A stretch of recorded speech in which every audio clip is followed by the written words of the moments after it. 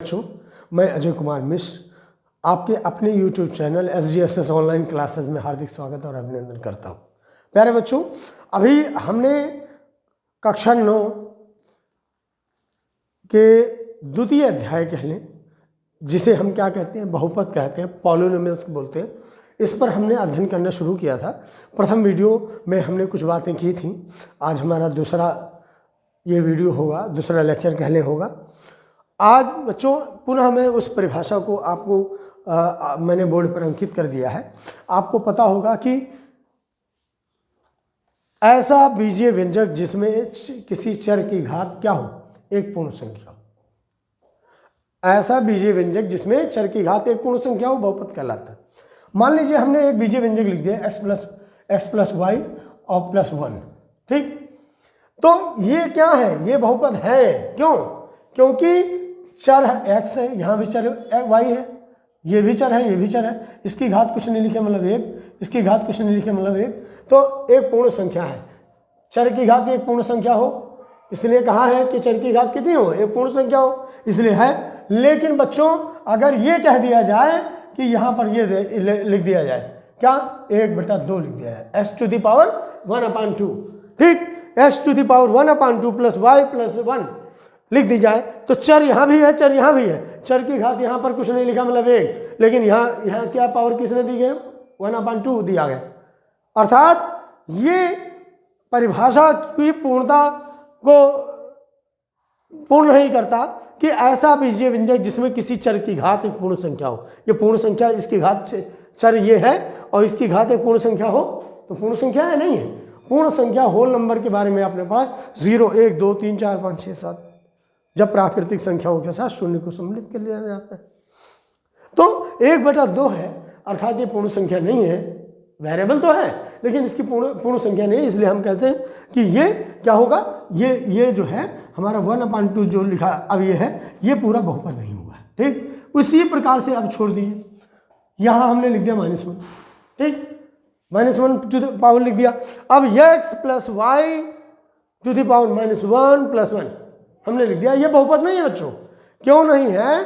क्योंकि हमने कहा कि एक ऐसा बीजीय व्यंजक जिसमें किसी चर की, ये चर है, की घात एक पूर्ण संख्या हो। आपने पढ़ा है क्या? आपने पूर्णांक में पढ़ा होगा कि आपने पूर्णांक में पढ़ा है कि जब पूर्ण संख्याओं के साथ ऋणात्मक संख्याओं को सम्मिलित कर लिया जाता है। लेकिन पूर्ण संख्या में क्या पढ़ा आपने?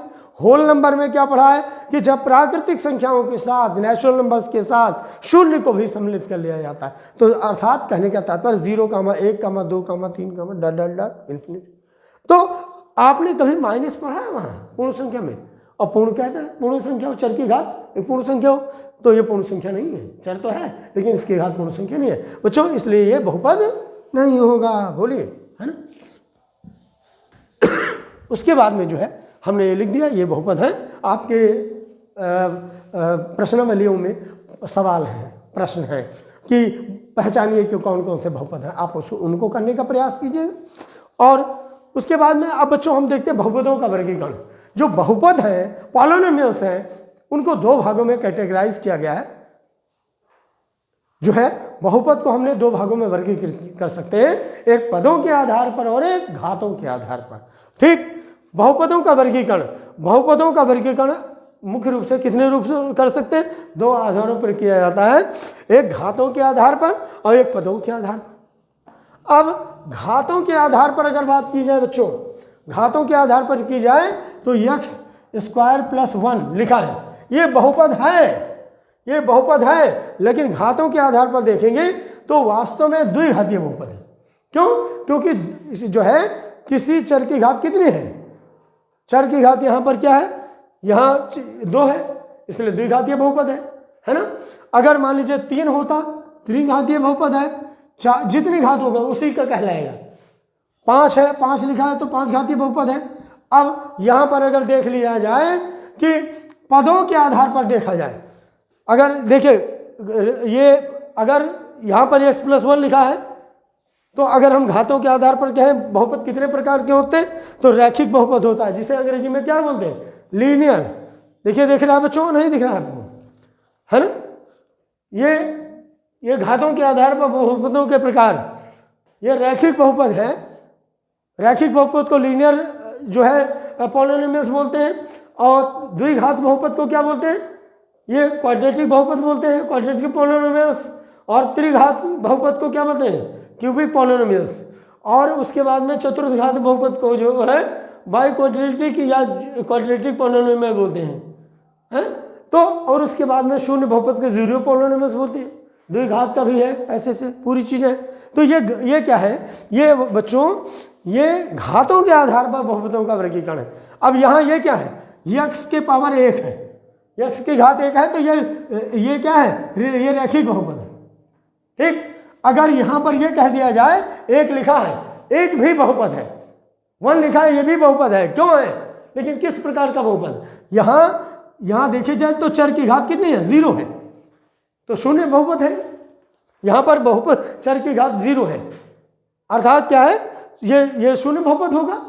इसी तरीके से अगर देख लिया जाए कि जितनी भी चीज़ें आप देख रहे हैं, है ना, इसी तरीके से अगर जितने घात का चर की घात जितनी लगी होगी वो उतने घात का बहुपद कहलाएगा।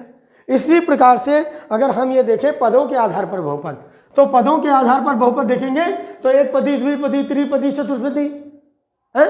तो ये x+1 लिखा है, तो ये x+1 लिखा है, तो ये क्या 2 पद है, x के आगे कुछ नहीं लिखा, धन पीछे धन, हमने कहा था धन के बीच में जो चीज लिखी होती पद कह सकते हैं। तो यहाँ एक पद ये हो गया, और इसी तरीके से देखें ये एक पद ये हो गया, द्विपदी है।